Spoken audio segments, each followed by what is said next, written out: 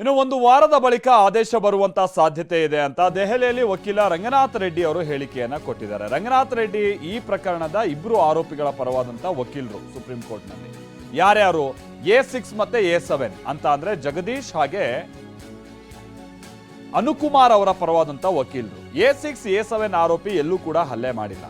ಹಲ್ಲೆ ಮಾಡಿರೋದು ಎಲ್ಲೂ ಕೂಡ ಕಂಡು ಬಂದಿಲ್ಲ. ಹೀಗಾಗಿ ಈ ಬೇಲ್ ಏನಿದೆ ಅದು ಮುಂದುವರಿಬಹುದು ಅನ್ನುವಂಥ ವಿಶ್ವಾಸವನ್ನ ಅವರು ವ್ಯಕ್ತಪಡಿಸಿದ್ದಾರೆ.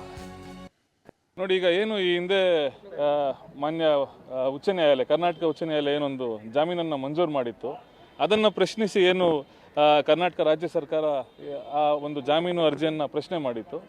ಆ ನಿಟ್ಟಿನಲ್ಲಿ ಇವತ್ತು ಆ ಅರ್ಜಿ ವಿಚಾರಣೆಗೆ ಬಂದಿದ್ದು ಎಲ್ಲ ಆರೋಪಿಗಳ ಒಂದು ವಾದವನ್ನು ಕೂಡ ನ್ಯಾಯಾಲಯ ಕೇಳಿರುವಂಥದ್ದು, ಹಾಗೂ ಅಭಿಯೋಜನೆಯ ವಾದವನ್ನು ಕೂಡ ಮಾನ್ಯ ಸರ್ವೋಚ್ಚ ನ್ಯಾಯಾಲಯ ಕೇಳಿರುವಂಥದ್ದು.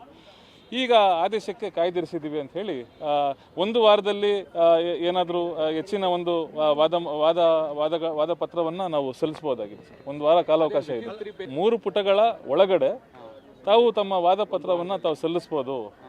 ಒಂದು ವಾರದಲ್ಲಿ ಬರವಣಿಗೆಯಲ್ಲಿ ವಾದವನ್ನು ಸಲ್ಲಿಸಿ ಏನಾದರೂ ಸಲ್ಲಿಸೋದಿದ್ದರೆ ಹೆಚ್ಚುವರಿಯಾಗಿ ಅಂತ ಹೇಳಿ ನ್ಯಾಯಾಲಯ ಒಂದು ಆದೇಶವನ್ನು ಮಾಡಿರುವಂಥ. 1 ವಾರಗಳ ಕಾಲ ಯಾವುದೇ ಆದೇಶ ಹೊರಬರೋದಿಲ್ಲ. ಯಾಕೆಂದರೆ 1 ವಾರಗಳ ಕಾಲ ಬರವಣಿಗೆಯಲ್ಲಿ ನಾವು ನಮ್ಮ ವಾದವನ್ನು ಸಲ್ಲಿಸಬಹುದಾಗಿದೆ. ಹಾಗಾಗಿ 1 ವಾರದ ನಂತರ ನಾವು ಆದೇಶ ಹೊರಬೀಳೋ ಎಲ್ಲ ಸಾಧ್ಯತೆ ಕೂಡ ಇರ್ತದೆ. ನಾವು ಈ ದಿನ ಆರೋಪಿ 6 ಮತ್ತು 7ರ ಪರವಾಗಿ ವಾದ ಮಂಡನೆ ಮಾಡಿದ್ವಿ. ನೋಡಿ, 6 ಮತ್ತು 7ನೇ ಆರೋಪಿಗಳಿಗೆ ಸಂಬಂಧಪಟ್ಟಂತೆ ಈ ಹಲ್ಲೆ ನಡೆಸಿರೋದು ಅವ್ರ ಮೇಲೆ ಯಾವುದೇ ರೀತಿ ಒಂದು ಆರೋಪ ಕಂಡು ಬರೋದಿಲ್ಲ. ಅದು ಪ್ರತ್ಯಕ್ಷ ಸಾಕ್ಷಿಗಳು ಏನು ಹೇಳಿಕೆಯನ್ನು ಕೊಟ್ಟಿರ್ತಾರೆ. ಈ 6 ಮತ್ತು 7 ಆರೋಪಿಗಳು ಹಲ್ಲೆ ಮಾಡಿದ್ದಾರೆ ಅಂತ ಎಲ್ಲೂ ಕೂಡ ಇರೋದಿಲ್ಲ.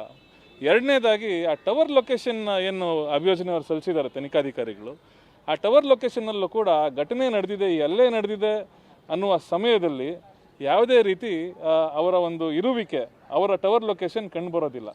ಪ್ರಮುಖವಾಗಿ ಈ ಅಂಶಗಳನ್ನು ಮುಂದಿಟ್ಟು ನಾವು ವಾದವನ್ನು ಮಂಡಿಸಿದ್ವಿ. ಇವತ್ತು ಅಕ್ಯೂಸ್ ನಂಬರ್ 6 and 7 ಆರೋಪಿ ಅನುಕುಮಾರ್